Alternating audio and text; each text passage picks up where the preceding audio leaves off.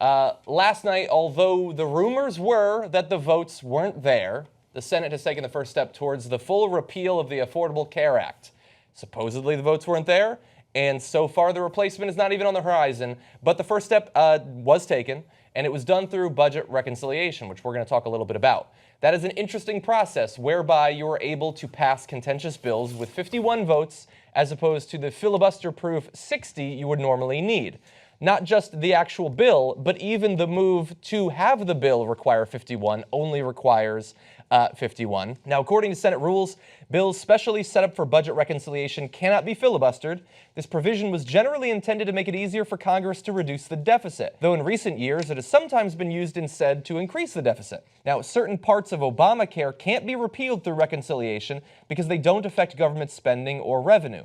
But the heart of the law, its spending on coverage expansion, is vulnerable. Now, the resolution that was passed tells the two health-related committees in the House and the Senate to get to work on a bill to reduce the deficit that will be considered under reconciliation rules, which is a really interesting way to phrase it, considering that we know from any number of independent analyses that this will not reduce the deficit, this will massively expand the deficit.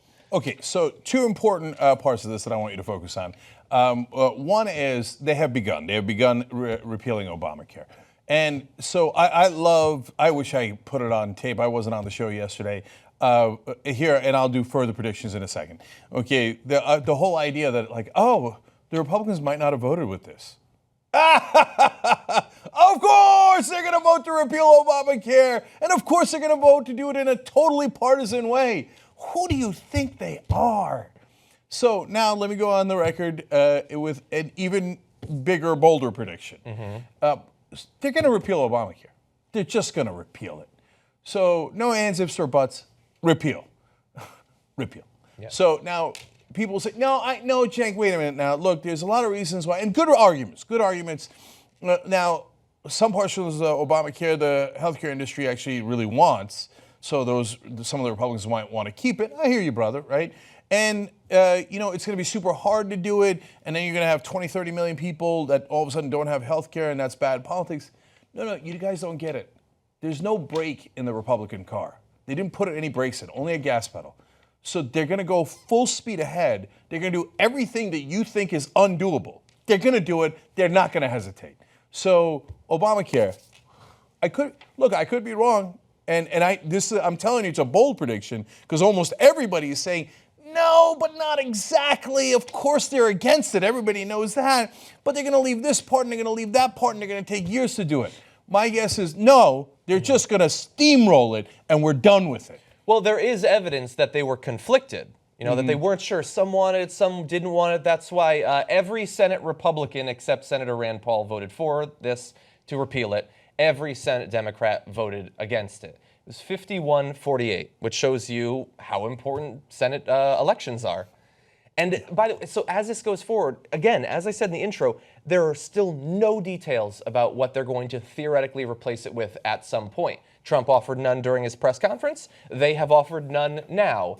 And I was remembering, I was talking to Edwin earlier, remember back during the primary where we were having what I think was an awesome debate about the competing proposals to expand Obamacare. Hillary Clinton said, I want to do it this way. Bernie Sanders says, I want to do it this way. I thought his was way better. That is so far away from repealing the entire goddamn thing, but that's where we've moved to at this point.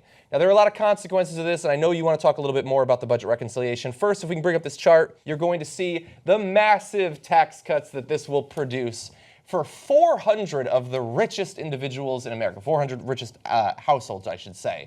$2.8 billion aggregate tax cut, according to a think tank, that they will receive, which if you compare that to the size of the cost of the subsidy for Obamacare, it totals all of those different states. So to get health care for people in all of those different states, 20 states in D.C., instead, let's take that money and let's put it in a nice envelope and let's send it to the 400 richest houses in America. So let me give a tiny bit more context to that, too, so you understand. 800,000 people would have gotten tax credits, which allowed them to get insurance. Those 800,000 people now, when they do this, will not get it anymore. But the 400 richest households will get, on average, $7 million apiece. So you elect Republicans, and the rich literally get richer, and you don't have health care anymore. I mean, if you're among the 20 million, 30 million that they're going to take it away from, that's very, very little. In that case, that's 800,000 people who are going to get credit to get the health care. Gone. Because and remember, they're the 400 richest households. You know what their average income is? Income, not wealth, per year. $318 million a year. But which city do they live in? Right. Cost of living. Cost of living. Yeah, I hear you.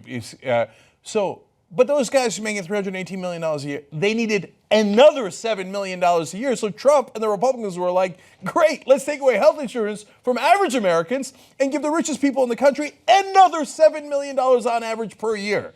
It's amazing. You vote for Republicans, that's the result you get. If you don't get it, you're an idiot. No, that's not fair. A lot of you don't know it, so you're ignorant.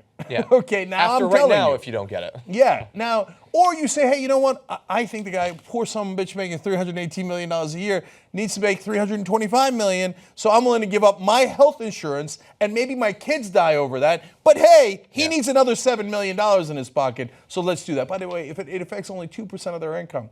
So, but nope, the health insurance for all those folks gone. Now, the last part of this that's interesting is you start talking about budget reconciliation, your eyes gloss over, it's a procedural tactic in Congress. No, hold on. How the media covers it is super important because it goes to whether they are, they brag about how they're neutral. I don't think that's the right standard. I think you should be objective and call things as they are, right? But they're not even neutral. They're not neutral to Democrats or Republicans. They're totally pro-Republican. Now, if you're watching this and you're part of the mainstream media, you go, no way. No, I've been being accused of being pro-liberal for 40 years. Now, so how are they leaning towards the Republicans? Now, when Obama was considering doing reconciliation to pass Obamacare in the first place, he thought about it for a year, and he wrung his hands, and he didn't know, and the press constantly yelled at him, and I was there. I covered it day in, day out. And at the time, New York Times had said that Obama had promised to transcend partisan splits, but if he did reconciliation, that would be a partisan thing to do. Okay. They also said he promised to build a political consensus. These are quotes. Okay. And you don't build political consensus by doing reconciliation. Now the Republicans are doing it, and I said at the time they wouldn't hesitate one day. And look at what happened. They didn't hesitate one day. A year. He's not even president yet. No, he's not even president. Okay, and they already did it. So, hey, New York Times, Washington Post, where are you? Where? I don't hear you. What happened to all the Oh no, why don't you yell at Republicans and Trump about bipartisanship like you did with Obama? Now, let me go to Republican hypocrisy. Senator John Cornyn at the time, when the Democrats used reconciliation, called it, quote, the hyper-partisan reconciliation tactic. Now, he voted in favor of it and says hyper-partisanship is awesome. Hey, when we're in charge, and we have enough votes, yay, hyper-partisanship. Washington Post, New York Times, where are you? I don't hear you yelling at them, right? So this is like, oh yeah, of course, Republicans use reconciliation. We're done with it. There's not even any debate. We're done in less, like John said, in essence, less than a day because Trump's not even president yet. Back then, John Boehner said that Obama had voiced support for a partisan scheme to jam the bill through Congress. So that's exactly what the Republicans just did. Now, the Washington Post back then said, although Obama has reached out, this is back in 2010, although Obama has reached out to GOP lawmakers in recent days, hosting a bipartisan health summit last week, and offering to include conservative proposals in his plan, Republicans remain unified and resolute in their opposition. So Obama, for a year, reached out to conservatives. You can tell that's in the article back in 2010. He did a bipartisan health care summit. Yeah. Okay, he offered to put their proposals in the bill and still got 0 Republican votes. Well, I would argue that he did put many of the proposals in the bill. Yeah, he did, unilaterally, and they still didn't vote for it. Do you see Trump and the Republicans reaching out, hey, Chuck Schumer, what would you like us to put in the bill? Mm-hmm. Hey, Bernie Sanders, Elizabeth Warren, let's do a summit. A summit. So the media demanded the summits when it was Obama. When it's Republicans, there's no need for summits. There's no need for bipartisanship. We're done with it. Back then, the Washington Post described reconciliation as, quote, a risky legislative maneuver. Now, no one even comments on it. This is the only time you will see a comment on it.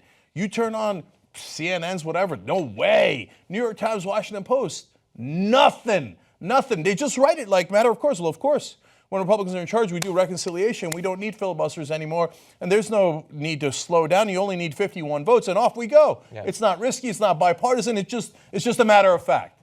So Democrats, stop listening to Republicans and the corporate media. They don't have your best interests in mind. Whenever you are in charge, they want you to slow down and not do anything. And when the Republicans are in charge, full steam ahead. And by the way, where are the Democrats demanding summit on top of summit, right? Back then, the Republicans fought reconciliation for a year. You know what and how they would fight it? Every time that it was proposed, they would do amendment, and I need another vote on another amendment, and another vote on another amendment. Democrats, where was the fight? Gone in one day, gone. Yeah. Well, there have been some who are not happy about this. Let's roll video one. You might recognize this guy. The passage of this budget resolution will allow Republicans to come back to the floor of the Senate with a budget reconciliation package which will repeal the ACA with a simple majority. And if they do that, up to 30 million Americans will lose their health care, with many thousands dying as a result, because you have no health insurance and you can't go to a doctor or a hospital, you die. Medicare will be converted into a voucher program. Medicaid will be decimated. Rural hospitals will be closed. And they have no alternative proposition. They want to kill ACA, but they have no idea about how they're going to bring forth a substitute proposal. This is not what the American people want. I would yield to my friends if they will tell me now what the replacement is. How many of those 30 million people are going to die? What's your plan to cover them? Plus the other 28 million people who have no health insurance.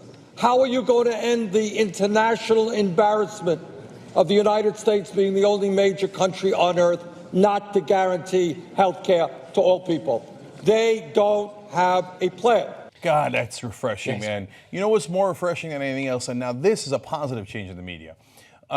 When Bernie Sanders spoke in the past, the rest of the corporate media was irrelevant independent senator from Vermont. We're not going to cover that. We got a podium to cover. Yeah. Now, when he speaks, people are like, oh. Yeah. Right? And he puts people on the spot. And now, all of a sudden, we've got a watcher on the wall.